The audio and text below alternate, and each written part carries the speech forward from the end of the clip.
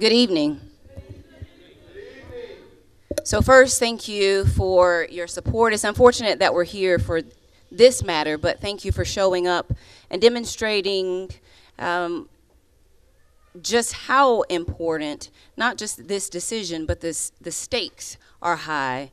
The status of education, but certainly with Memphis-Shelby County Schools, could not be any higher than they are right now. I have said time and time again, if I'm ever the barrier, I would leave. No one would have to dismiss me. No one can hold me more accountable and to higher standards than I hold myself. I have yet to see this resolution. I've heard it read to me this evening, but what I have heard is meritless, is baseless. I've been transparent about it and can refute every single thing that has been stated. I want to be very clear that what I shared about overtime, I provided at least 3 years of data to the board that has never been reported before. And as several board members have shared with me, much of my information, my desire to be transparent, has been weaponized against me. I'm not a victim. I came to do a job that I was called to do, that I responded to do, and we've been doing it well with a team that has not stopped running since day one. To be here is not even about me. It's about the people that are sitting out in front of me that have risen, that shared just today that I don't know if I would be the leader that I am today if you did not push us. I don't know that we would look at things the way that we have been if you were not here. Everybody on my team, take me off, there's more than 100 years of experience. The historical knowledge can't be defeated. No one on my team, with the exception of one, knew me outside of this. I didn't go outside of Memphis to take care of Memphis.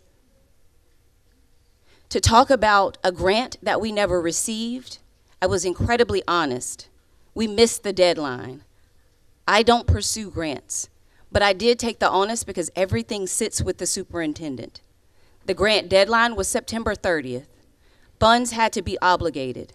Obligated means there's an executed contract or a purchase order. The item was submitted to me for review for the October business meeting. That means we never had a contract. What I did not do is commit the district to more than $300,000 because that could have me here for termination. What I did ask the team is, was there any other way that we could spend the funds in alignment with houselessness or homelessness? They shared yes, and they began to do the research. What we have asked the state to do is allow us to still allocate the funds in a different way that did not require a contract. The state honored that. The team spent hours finding funds and expenditures that we utilize before September 30th to utilize these funds on a reimbursable basis. We never received a grant. The grant was for a reimbursable expense for anything connected to homelessness.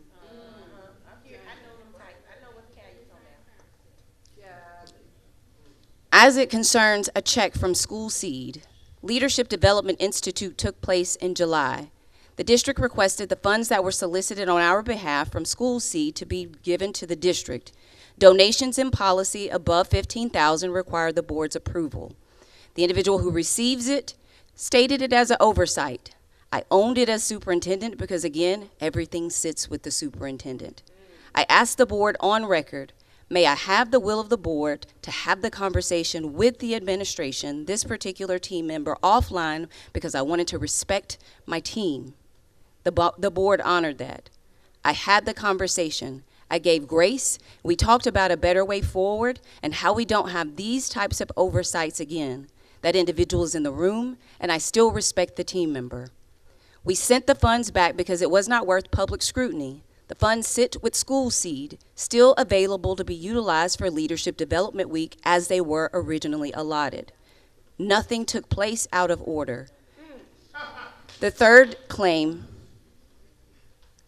about overtime, I shared with the board about overtime, and I think I started with this, that the district, in my review with the team, demonstrated excessive payments in overtime. I never accused an employee.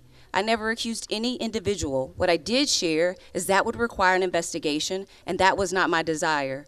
What I did share is that offered an opportunity to institute and implement better processes and protocols and practices so that we are better fiscally responsible with the funds that are given to us. $5.5 million from July 2023 to June 30th of 2024 were paid out in overtime.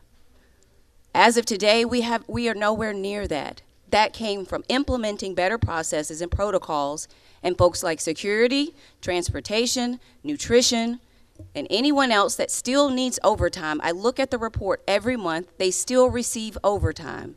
Overtime has not been declined or denied. It is a simple way to manage the funds that the district is responsible for.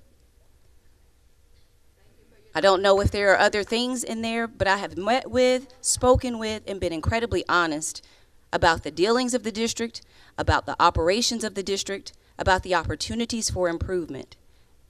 I meet weekly with every board member, with the exception of 2 who have declined the opportunity to meet consistently.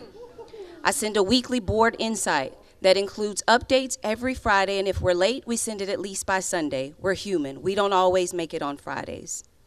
I do phone calls about every crisis that happens in individual districts to include board members about what's happening when we're made aware of it.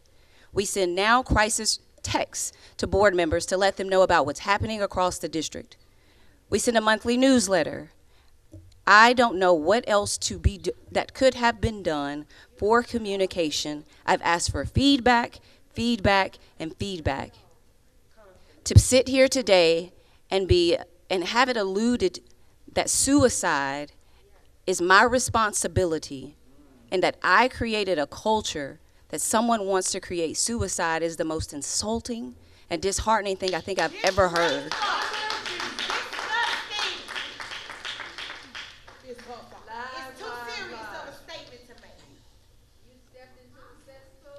I knew what I was getting into. I still wake up every day excited about the work to be done in Memphis and with Memphis. I've demonstrated that. There are lines of governance that everyone is still learning. I've given more to the board than my colleagues across the country. If the board does not see fit for me to continue as superintendent, I consider it an honor and a privilege to have done this time and this work. I appreciate my team for going the distance, for not complaining, for being dedicated to being the thermostat, being organized, energized, and doing great work for kids. I'm not apologetic for wanting more for the 901. I'm not apologetic for wanting more for people who want more. I am apologetic that you have to endure this evening, but I'm free to answer any other questions that the board may have. It appears that you are committed to this decision without having this conversation. I learned about the meeting as well from the media. Wow.